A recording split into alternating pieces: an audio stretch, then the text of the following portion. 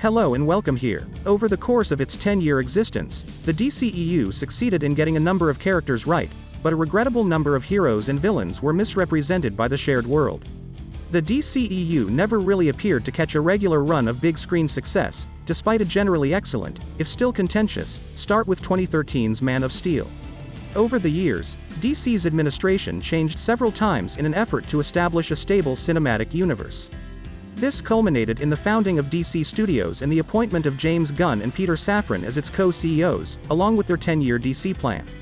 Superman Legacy, the first film to be released in the new DC universe in 2025, was written and directed by Gunn and Safran, who will soon replace the old DCEU with their new DC universe. Gunn will maintain a hands-on approach to ensure that DC's characters are treated better in the DCU than they were in the DCEU.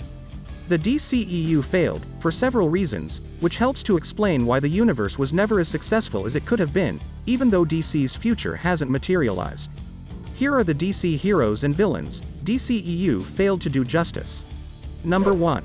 Jimmy Olsen. The DCEU did Jimmy Olsen, a buddy of Superman, entirely wrong. The figure was only a cameo in the DCEU and not Clark Kent's closest buddy. In order to penetrate a warlord's headquarters, actor Michael Cassidy portrayed an undercover CIA agent who pretended to be a Daily Planet photographer. Jimmy Olsen was only Jimmy Olsen in the DCEU, and lacked any of the endearing characteristics of the beloved comic book character. Jimmy Olsen's first DCEU debut resulted in his death. Number 2. Martian Manhunter. He is a founding member of the Justice League in several forms, and unfortunately he was not present when the group made their DCEU premiere in the 2017 film Justice League. Martian Manhunter did appear in Zack Snyder's Justice League, which was scheduled for a 2021 Max release. The character had already been a mainstay of the DCEU, and actor Harry Lennox had previously portrayed the human form of the hero in 2 other movies, according to the director's cut of the movie. Because Martian Manhunter only appears in the streaming version of the movie, many people missed the character's introduction. Number 3. Deadshot. One of the highlights of the mediocre 2016 movie Suicide Squad was Will Smith's performance as Deadshot. Fans began to push for the character to have his own movie because he was so well liked. DC supposedly had a solo Deadshot movie in the works at one time, but nothing came of it. Deadshot never made a comeback to the DC Extended Universe, despite the success of Smith's portrayal of the character. Idris Elba played a character that was similar to but not the same in Gunn's The Suicide Squad. Number 4. Deathstroke. One of the biggest what-ifs for the DCEU will be Joe Manganiello's Deathstroke, which will go down in history. In his brief appearance in the Justice League post-credits sequence, the actor nailed the role of Slade Wilson, and the film hinted that Slade Wilson would grow in power by joining forces with Lex Luthor to establish the antagonistic Justice League, which would pose a greater danger to DC's heroes. Affleck recently discussed how Deathstroke would have played the villain in his Batman movie, claiming to be a big admirer of the character. Deathstroke never received the attention he deserved in the DCEU, even though Manganiello made a comeback for Zack Snyder Justice League. Number 5.